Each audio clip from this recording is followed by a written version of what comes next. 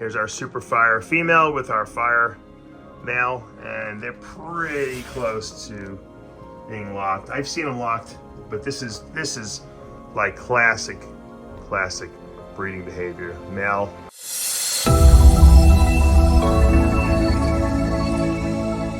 What's up, snake fans? Dave Palumbo here for Muscle Serpents Daily. And guys, promised you yesterday, we are going to talk about boa breeding. But we're not going to do it all in one video because it's too much. And we're going to do it step by step. The first step, which is what we're entering into right now. Well, actually, this is actually the second step. Let me take a step back. No pun intended. First step would be to start feeding your boas more as you start approaching the fall. So over the summer, September, I increase my food intake of my females quite a bit. My males, I keep pretty consistent all year round. You know, I might feed them every other week, every third week, once they're mature adults. When they're babies, I feed them weekly. And sometimes I give them a week off here and there. But I don't feed them big meals. My males never get really big meals because I don't want them too fat. I don't want them slazy. Females, you want to feed them heavy in the summer into the fall. What does that mean? For every snake, it's different, you know. I don't gorge them with food, but you know, I give them a medium to large, maybe even extra large rat every week, and that seems to get them nice and chunky, as I like to say. Then, when we start hitting the fall, everyone starts a little differently. Some people start October 1st, some people start August 1st, but by and far, most people, it's October, November, even up to December 1st, they start pairing their snakes. I stop feeding around November 1st. By December 1st, I want to have all my boas paired up that I'm breeding for the year, you know. And what you're going to see initially, okay, is you're going to see some what I call pre-breeding behavior, and I'm going to show you that. Also, I'm going to show you that, you know, starting to drop your temperatures about October 1st is a good idea. I usually drop them by 1 degree per day from like an ambient of 80 degrees, you know, to 75. So I might drop them over the course of 4 to 5 weeks, 1 degree per week. And you'll see, I'll show you my thermostat. It's inside. And I just lower it 1 degree every day until it gets to the point where it's at 75, and I just leave it there. Now, I used to go lower than that because I was trying to get my first Australian python room to get cooler because I wanted to cool the olives, and it just didn't work. So I put the olive pythons, as you guys know, and the Bredleys outside. So now I go down to 75 degrees, and that's enough for the boas to sense a temperature change. It's also drier usually in the winter here, so they sense that the humidity is much lower. I don't run my humidifiers quite as much. And what I also do, that's you know, something that most people do as well, is I just do not feed. I know it's hard. You want to see them. They're hungry. They're looking for food.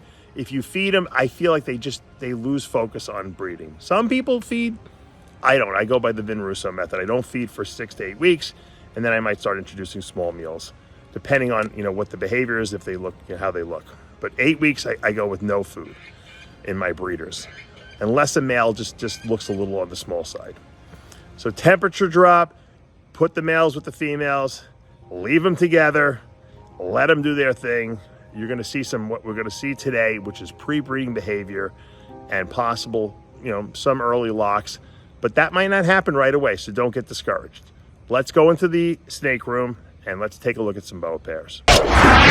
When you're breeding, this is going to be your biggest ally, the thermostat. That's right. Because now is when you drop your temperatures. So my snake facility is now at 76 degrees. The first room that we're in here, my Australian room, is going to be a little on the cooler side. It'll probably be 75 or so in here. And then in the other rooms, it'll probably be, you know, 77, 78. And that's what I usually drop it to. So usually if it's normally 82 to 84 degrees, my ambient temperature, now it's going down to the high 70s, mid to high 70s. And that's going to create a, you know, change in the way the snakes react, because now they're going to feel it. Oh, it's getting cooler. It's the winter. It's time to breed. So this can be your biggest ally. Keep an eye on it. I usually start notching it down by 1 degree until I get to about this part.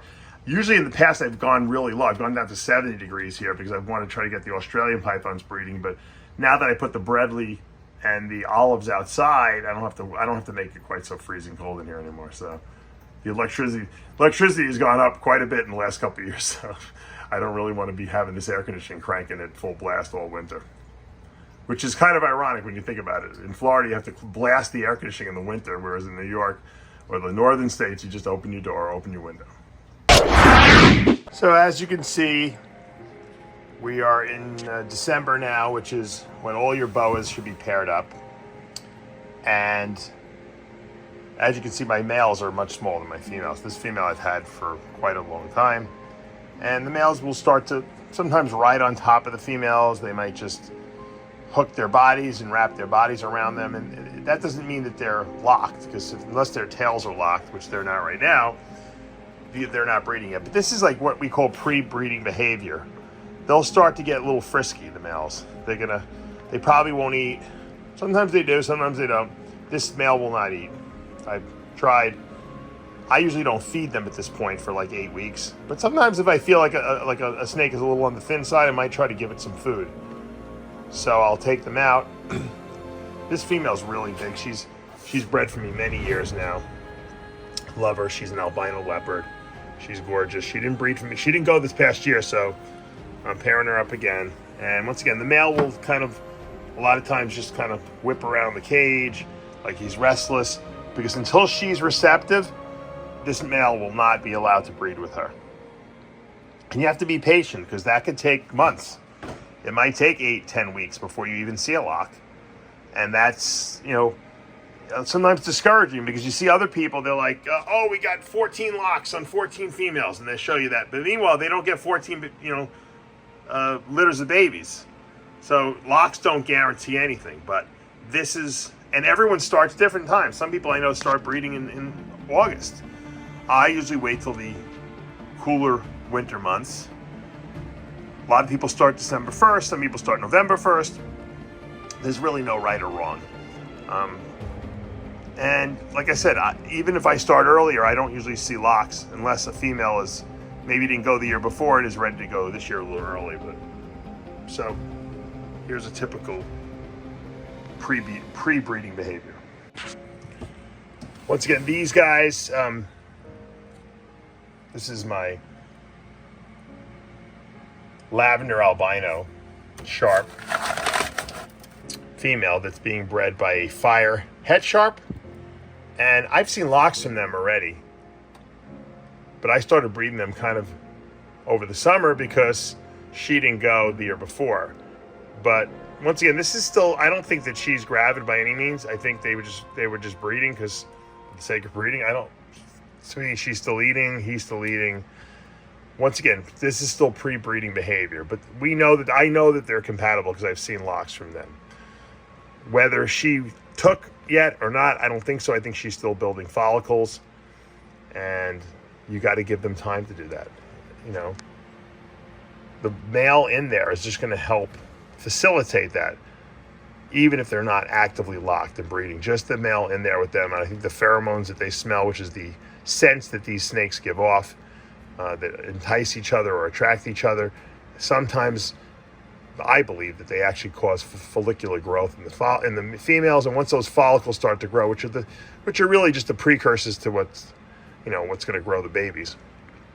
And once they start to grow, that just means that the locks you see after the follicles start getting larger are going to be the ones that are going to be fertilized by the sperm that the males are putting into the females. Once again, a lot more pre-breeding behavior as we see. That is not an IMG female. That is an eclipse, which is a leopard, motley, het albino, call albino. And I have her in with a possible super hypo labby. So this is a labyrinth. It has the hypogene, possibly 2 copies of it. I think it's 1 copy. So I figured, you know what? If we can produce some labby motleys that are het leopard and possible het albino, that would be a cool little combination. So we'll see what happens. This is the first time breeding for this female. Now this behavior, as you can see, the tails are not quite locked, although the male is wrapped around the female's tail there. I don't think we have a lock. We might. We actually might.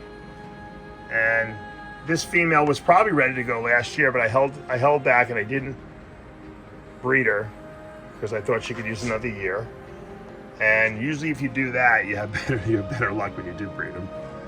And I'm breeding this paradigm het blood female to a blood parahet, which means that's the blood gene is a visual blood, and it's either het for boa woman caramel or het for sharp albino. So she is both het for sharp albino and het for boa woman caramel, and that's why she's a visual paradigm. 2 copies, one copy of each, and she's got. I'm going to leave alone because she's getting nervous. This is a really nice breeding. I think we have some locking action on these guys too. This is IMG Roswell Laddertail Motley jet black snake, het for red dragon. That's het for a call albino and blood, being bred by a red dragon. There's no lock on that, but you can see he's wrapped around her. So once again, pre-breeding behavior. They're liking each other. They're the male is riding on top of the female, and that's what you're going to be seeing at this time of the year a lot of. You'll see some locks, but when they release, you'll see this. That's why sometimes it's, it's very stressful for these males because he's wrapped around her and he's locked around her, even though he's not breeding her. And so that takes a lot of energy all day long to do that. But these males, once they get into that breeding mode, they do not want to let go. So we could produce some really cool IMG red dragons possibly, which would be the IMG albino bloods. And that's what we're looking for. Once again, some more pre-breeding behavior. There's my blue line sun glow that's breeding this Aztec Motley sharp sun glow. And he's on top of her. And I've seen some blocks from these guys, but they'll take breaks. They'll lock, they'll break, they'll lock, they'll break. And if you notice, you really don't want to clean these cages too much. It's okay to have some urates around the cage because that has all the pheromones in it. You don't want to have big pieces of poops in the cage, of course, but a little urine, a little urate, which is the white powdery stuff you see, those are fine because that has all those pheromones that are going to attract the male to female. You can see my blue line. Look at how blue he is. It's kind of like as he's getting older, they get a little yellowish, in there. So the yellow and blue will make like a purplish color, but you've seen the blues we produce. So nice pre-breeding behavior. That's what you should be looking for. A lot of people will come over my facility. They'll look in this little display cage here. I have my super fires, and they'll say, "Are they breeding?" Because they don't. First of all, they don't know they're not big enough, and they don't know their age.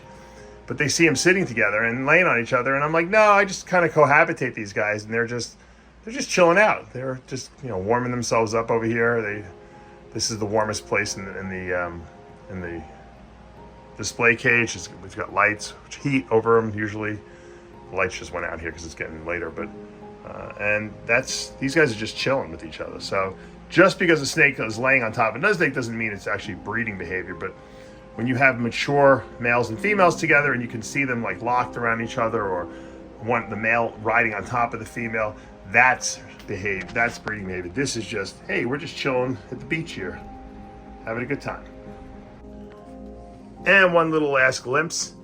Here's our super fire female with our fire male, and they're pretty close to being locked. I've seen them locked, but this is like classic breeding behavior. Male really on top of the female. He's kind of in between her, but he's got his face on top of her. Tails right next to each other. They can lock at any minute at this point if they're not locked right now. And this is normal. Now these guys I did start pairing up much earlier than my other ones. They started in the summer because this girl was I just had a feeling she was ready to go. And I have seen locks from them, and so it was probably a good move on my part. Let's see if we can zoom in without bothering them too much. Yeah, they might be locked right now. Let's see if we can cheat in there a little bit without getting them too disturbed. Yeah, it's hard to see.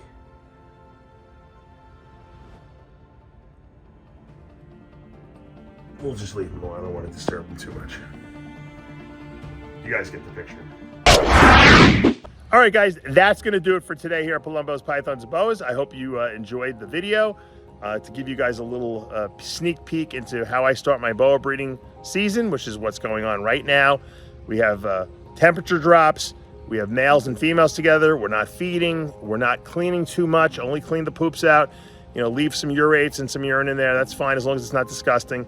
They like the smells. It helps, you know, with locks and getting these males and females interested in each other because of the pheromone release in the urates and in the urine. And be patient. Let them do their thing. If you see the males riding on top of the females, that's what you want. You might not see locks for a month or 2 or 3 even. It depends what stage the female's at in terms of, is she developing follicles or not? Or how big they are? Or some snakes just lock all the time, some don't. You only need 1 lock at the right time, you know, to have babies. That's the key. You can see 20 locks and get nothing. I've seen that before. I've gotten that. That's happened to me. And I've gotten snakes that I never even saw a lock and I got a great litter from. So be patient. This is the pre-breeding season, pre-breeding behavior.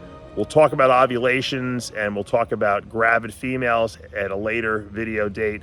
For now, start with this. Enjoy the fact that you don't have to feed your snakes or clean them as much over these next couple weeks. And you can get yourself through the holidays without so much work.